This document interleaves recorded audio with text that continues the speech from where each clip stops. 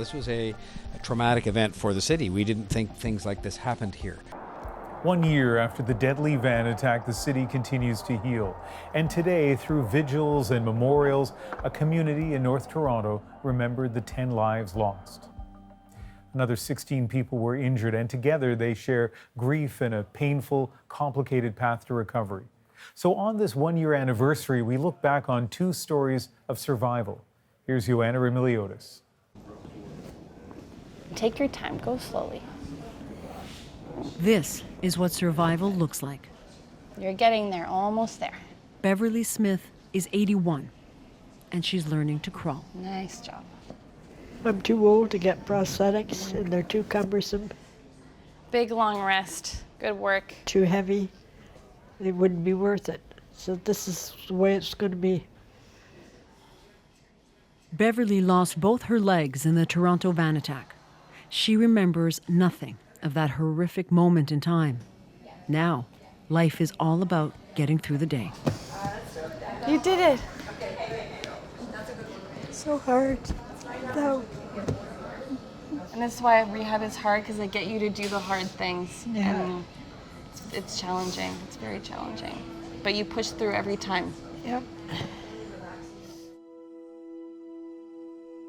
It was the first warm day of spring.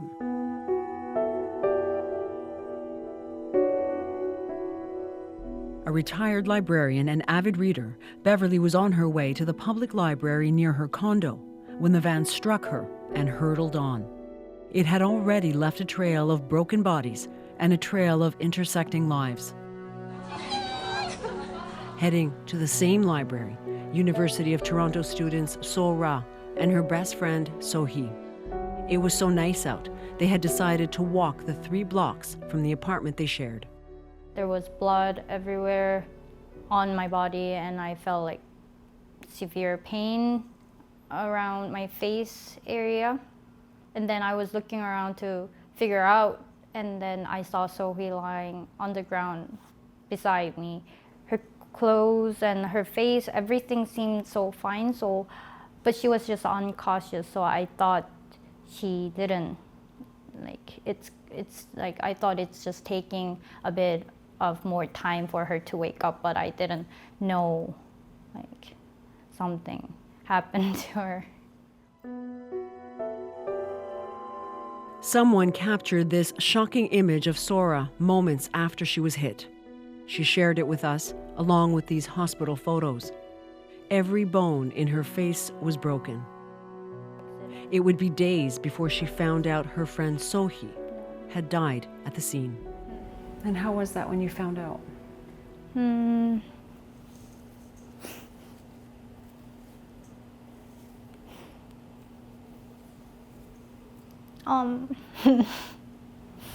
It's okay, take your time. My friends and my parents, they were so worried about my physical condition and my psychological condition, so they hesitated for pretty a long time to decide whether they should talk to me about it or not. But then they came up with the decision to tell me the truth. As soon as I heard that bad news, I started crying, and it just everything bursted out, because I had a thought of So-hee, something happening to So-hee, but I tried to stop myself, and I tried my best to not give up on her or lose my hopes. Down here, get them, and then you're kind of on your own. It might just work out. You could just stay with us. And then Michael Smith and his sister Allison tried to hold on to their hopes for their mother too, telling themselves, what are the chances?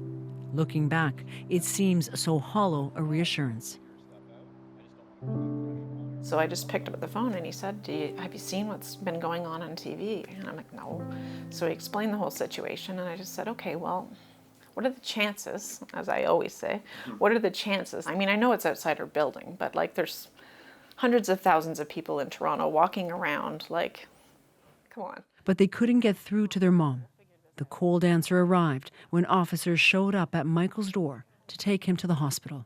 She was so beaten up, like her eyes were like completely closed. And then they told me that her legs had been amputated, and I just started screaming. Like it was horrible, horrible.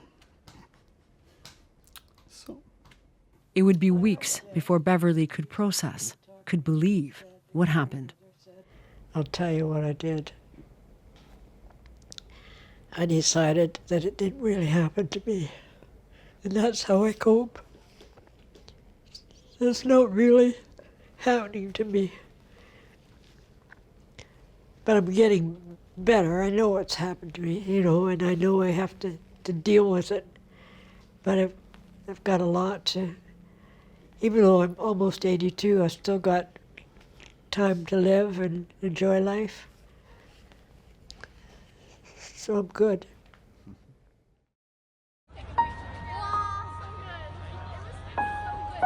We were really, really close, like best friends. We met in the first year of university and started living together as roommates from second year. And yeah, we've been roommates since then. Sora still speaks of her best friend in the present tense and still chases away the guilt.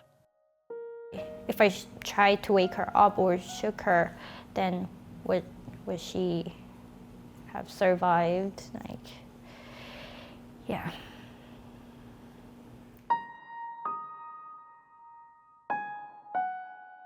I thought I was like accepting it pretty well in the beginning, but these days I think it's harder for me to actually think and accept the fact that she's actually gone forever.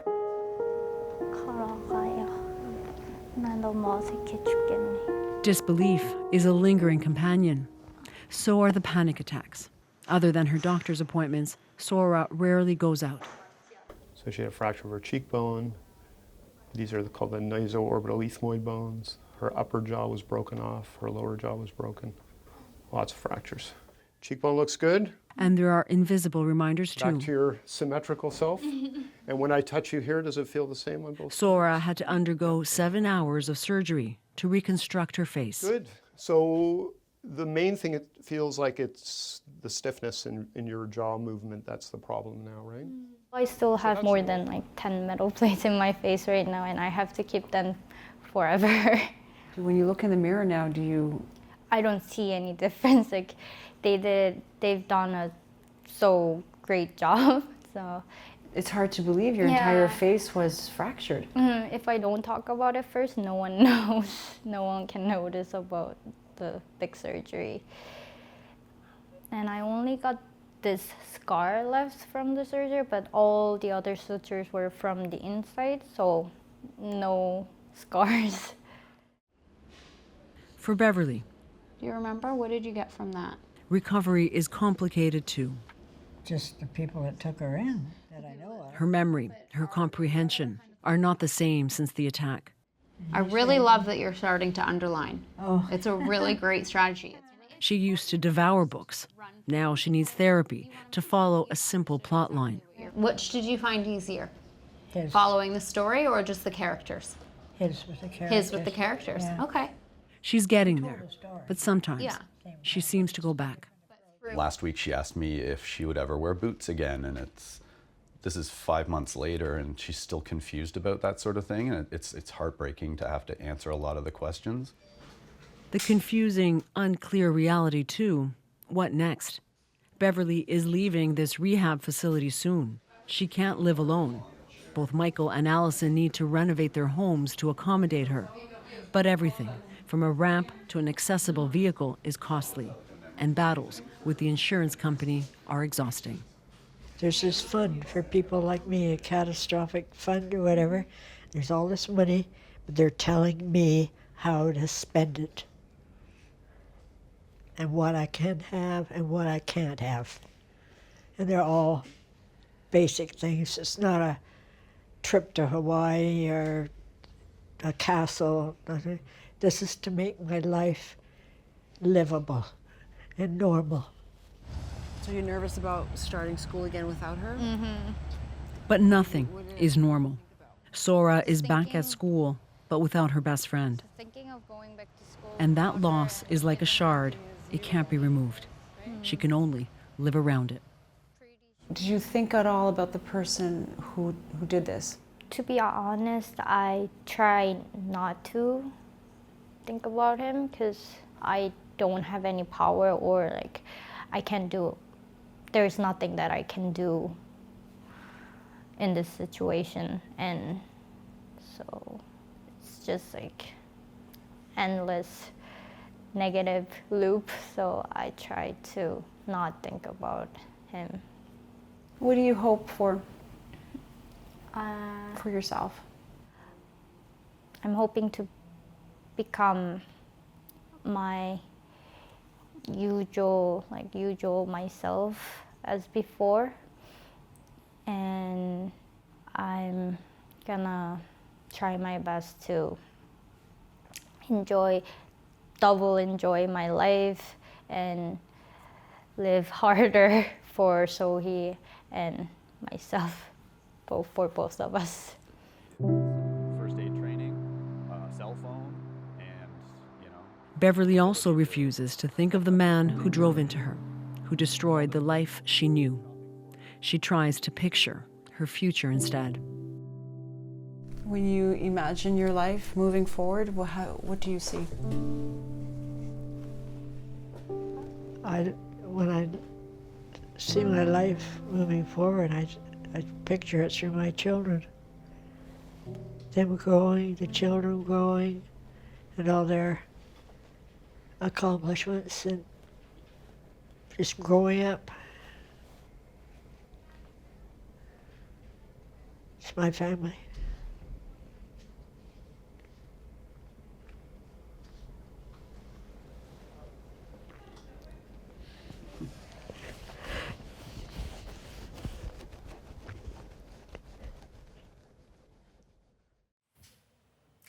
Since we first brought you that story, Beverley Smith has learned to be self-sufficient, and she's now living, for the most part, on her own.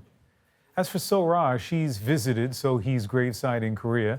She's back in school, but says her friend's death still feels surreal, and she still thinks about her every day. Of course, a big part of today is honoring those who died, the lives they lived, and how they're being remembered.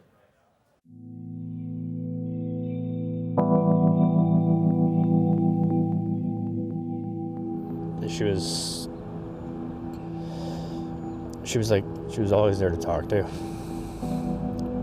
And I know she was such a good person, so wherever she is now, she's probably watching her sports still and being a good person, so.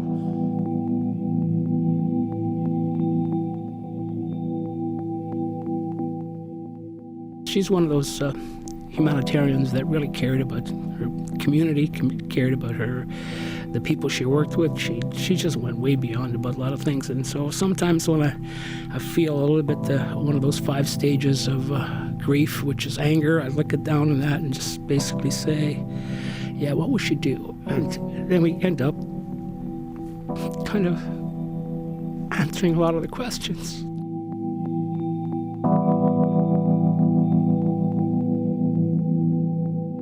She's like very close to me, like my own sister. I miss her so much. I'm telling you, she didn't deserve to die.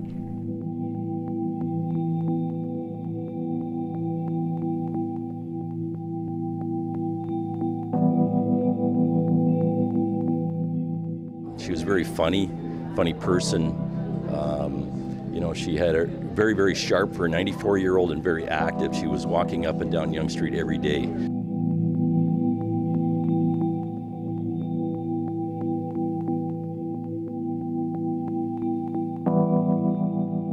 I thought I was like accepting it pretty well in the beginning, but these days I think it's harder for me to actually think and accept the fact that she's actually gone forever.